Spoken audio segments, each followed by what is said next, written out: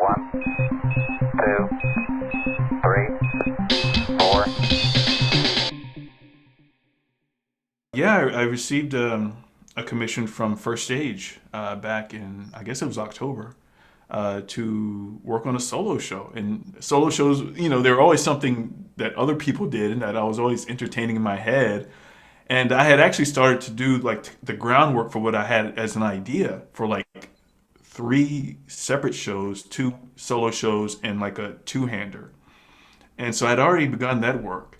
And so when this commission came around, it then just, I guess, motivated me to concentrate on just one track of the three shows. And so, like, what I had been working on was I wanted to do a solo show for each of my parents, telling my dad's story, and then having another actor play my mom, and let that be a solo show about my mom's life, and then like a two-hander where we tell like my parents' life, after they were together.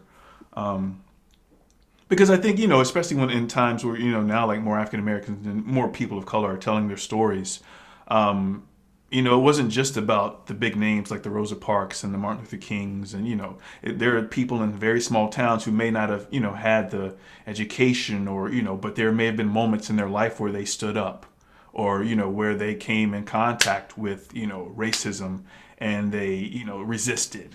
And there's there's great stories. My dad has always, I was raised on these stories, and so I was always fascinated with my dad's life. He was a drummer, and he drummed for a soul group when he was a teenager, called Shades of Soul in Fauquier County, Virginia, and they actually got to play backup for a lot of the soul groups who would come around on the Chitlin circuit. So like the Stylistics, Sam and Dave, the Shy Lights. And so my dad got to play for some of those big names back then as a teenager. And just kind of like that, but then he was also involved in shady activities, and he got kicked out of school in 10th grade, and like just all this stuff that happened before I came around. And because the man that I knew growing up was a preacher. He was a construction worker. He had his own like small home repair business, and so he had kind of cleaned his act up around the time that I came into existence. So I just kind of want to explore the his past, before I came into the picture. And then my mom too, coming from, she was born in New York, but moved to Virginia. Her family moved to Virginia when she was 8, and so she moved to the South in the middle of Jim Crow, and like had to figure out like, oh. Where I went to school in New York, it was white kids and Italian kids and black kids, and everyone was together. And now, like, it's only black kids. And so it's just two different stories, both of my parents. But then they met.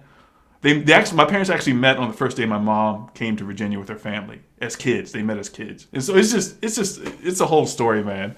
So I'm going to try and take it apart into three separate stories and like three different shows and explore it, and just a way to love on my parents more. And then once I get to a comfortable space with dad's piece, then I'll start working more on my mom's piece, which I did. I did create a monologue from her stories that I used for a monologue contest that I had online back in the spring. And so like there was a little bit of a taste of her story there.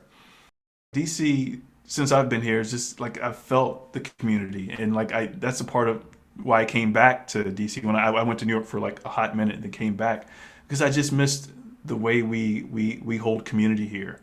And it's kind of who I am at my core. And so like yeah, I want to do as much as I can to maintain community, where especially in a business that's has a reputation for being so competitive and kind of uh, I don't know, selfish and self-centered. So like yeah, I want to fight against that. Like that we can still compete, quote unquote, for the same roles, but we can still be friends and love each other at the end of the day. And well, I feel like the role has always been pretty much the same. Like I feel like artists, we have this ability to take the past, the present, and the future, and kind of like bring it together and like remind people. Like art has always been saying the same. I mean, like specifically, I'm thinking of like hip hop. I'm thinking of TV shows. They have always talked about police brutality. They've always talked about these things. It was Richard Pryor talked about it, and it was funny. And white people, millions of white people watched it and laughed, but still, it didn't quite click.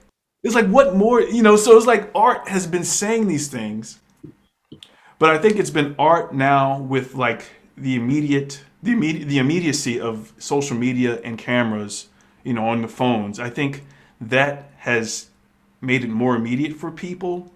But I don't know, I think art just has to continue to remind people of our past and to remind them of like what our responsibility is now. Just kind of putting that all together for people. And sometimes because it's art and there's an entertainment quality to it that people can feel like they can easily dismiss it. But when the art is sharp and pointed, I think that's when you can really poke at the I guess the zeitgeist or the consciousness of the people. So yeah, I think it's just I think more artists being more deliberate in their art, being more deliberate in like I want this to be the pointed message of this, or being more direct, and not letting people off so easily now. Making it plain, so that it won't be so easily dismissed. Because I think sometimes there may be a message, but sometimes it's layered in, some fluff. So maybe, people can ignore it. Because I feel, it's interesting, like watching sci-fi and fantasy, a lot of which over the years was very predominantly white mediums. But a lot of it dealt with racism. Like, you look at X-Men, you look at a lot of the stuff was about like prejudice and bias. But yet you look at the cast and it's still like all white people. It's like you almost had the point. You were making a point, but you still missed it. So I think it's about like making those same points, but being more aware of the full picture as you're making the point. So many white people are so quick to claim that they're not racist, not really understanding what racism is, Right. equating racism to just hate. Or, just like, I don't say the N word, so that's like the standard for not being racist. But it's just like not understanding fully what that means. So I think a lot of people felt like, they can get away with it. Or, like Dave Chappelle or Richard Pryor's not talking about me. I'm not a cop. And I mean, it goes into like just the whole individualism of Western culture and like how, especially for white people, they can, like, they can separate themselves from each other in a way that, as black people, like I remember being in first grade or kindergarten and, I was at a predominantly white school where maybe, 5% black students in a small Virginia town. And they would pull out the TV to watch like PBS or some show. And as soon as like a black face came on the screen, then, all eyes, were me, or, like feeling that awkwardness.